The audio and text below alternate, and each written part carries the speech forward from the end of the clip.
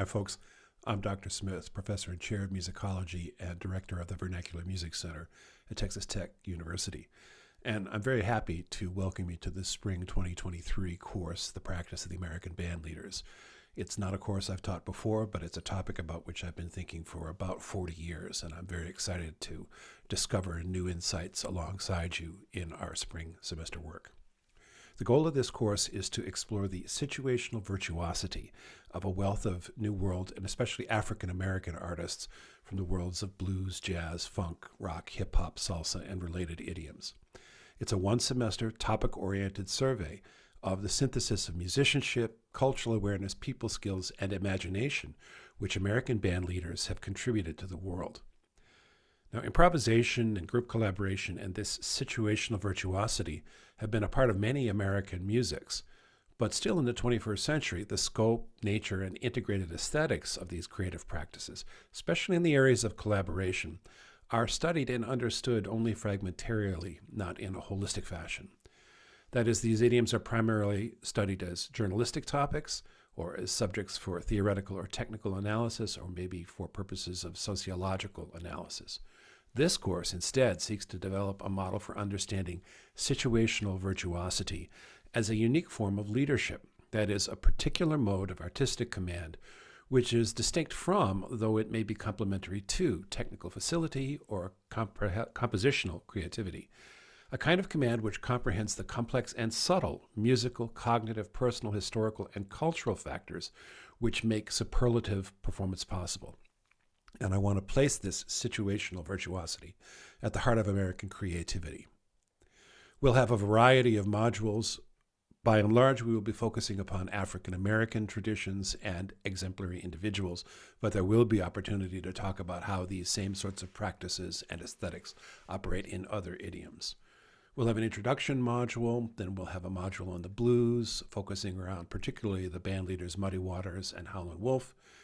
We'll have a section on jazz, including conversation particularly about Miles Davis and Charles Mingus, but also Toshiko Akiyoshi, Maria Schneider, Carla Bley, and the Afrofuturist Sun Ra. We'll have a module on funk, looking particularly at the work of James Brown in his multiple organizations of George Clinton's Parliament Funkadelic Universe, and the particular synthesis of them, those two idioms which were promulgated by Prince Rogers Nelson. We'll also look beyond and before these core idioms, as I said. And then in conclusion, at the end of the semester, we will try to summarize key themes, and we will try to understand the necessity of fundamentally reconsidering how intentional artistry works in American vernacular traditions. These are traditions which are situational, communal, and collaborative, and thus they don't really operate under the same kinds of models as the post-romantic tradition of the heroic individual. So instead, requiring the particular genius and understanding the particular genius of the American bandleader means we have to let go of the idea that composition or creativity are isolated, solo, or exclusively individual activities. In contrast, the situational virtuosity of bandleaders exists in the collaborative moment, on the bandstand or in the recording studio. In understanding the complex gestalt of combining pre-composed material, individual players' preferences and complementarities, and also understanding, grasping, and exploiting the moment-by-moment happy accidents which occur within the phenomena of improvised performance. You do not have to have special music terminology or notation skills for this course. It is a course which is open to students from across the campus. We will be engaged extensively in analysis, but it will be primarily analysis of audio and audiovisual performances, in which case notation skills may or may not be essential to the particular research that you yourself want to do. There is a research project, which we will discuss more during our first meetings. Essentially, it is in the form of a research paper for graduate students and a research presentation, both for graduate students and for undergraduate students. And again, I want to emphasize that this is a course which is suitable for students from across the campus, including from other disciplines. There are some key concepts that I'd like to introduce in advance of our first meetings regarding the methodologies for analysis which we will employ. We'll be working on music associated with American band leaders, particularly African American band leaders, but we will be employing analytical methodologies, particularly from the field of performance studies, Performance studies is a field which draws from a variety of other disciplines, including anthropology, drama theory, folkloristics, poetics, linguistics, and semiotics. And it looks at performance as a communicative act, that the idea is that performance seeks to communicate between and among participants, between and among audience members. So we will be drawing on some concepts which are core to performance studies and coming to understand these concepts and how they are particularly applicable, in my opinion, for music analysis. We'll be talking about semiotics, which is the study of the formal media of communication, how communication works in a variety of media. This comes out of the Prague School, Linguistics School, as well as the work of Saussure and Peirce. The novelist Umberto Eco, the person who wrote The Name of the Rose, proposed that every cultural phenomenon, whether it's a painting, a parade, a festival, an exam, a jury, or a recital, can be studied as communication. So semiotics, the technical formal analysis of signs and signification, is going to be important to us. We're going to be drawing upon a social sciences approach called frame analysis, which was pioneered by a man named Irving Goffman, which looks at images, stereotypes, metaphors, actors, and messages, and much more, and tries to understand how people themselves understand situations and activities. That is, how they put frames around activities, which connote this activity is a communicative performance. We will draw extensively on ethnography and oral history. Ethnography comes out of the field of anthropology, and it seeks to get at cultural phenomena and what people understand themselves to be doing when they engage in these phenomena. So in our case, what do these musicians understand themselves to be doing in the act of performance? Related to that is oral history, which is the collection and study of historical information about individuals, families, events, or everyday life. These are by and large interview-based. Sometimes they are interviews we would conduct ourselves. More often in our course, we'll be applying techniques of oral history analysis to existing interviews from the target artists and band leaders of our semester's work.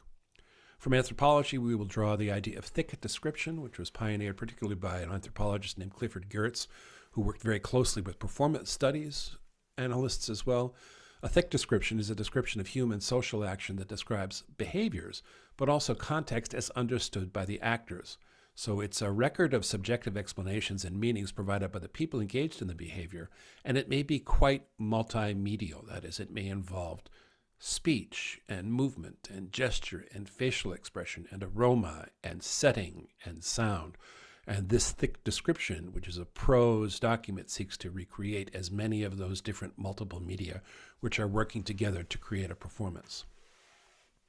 From the field of semiotics comes the idea of signifying, in which some sort of symbol, a word, a gesture, a musical sound, signifies a range of connotations because it occurs within a particular field of performance. So that a gesture, which might mean much or little in prosaic life, at the moment of the Catholic Mass, takes on a very different connotation. That's what signifying means.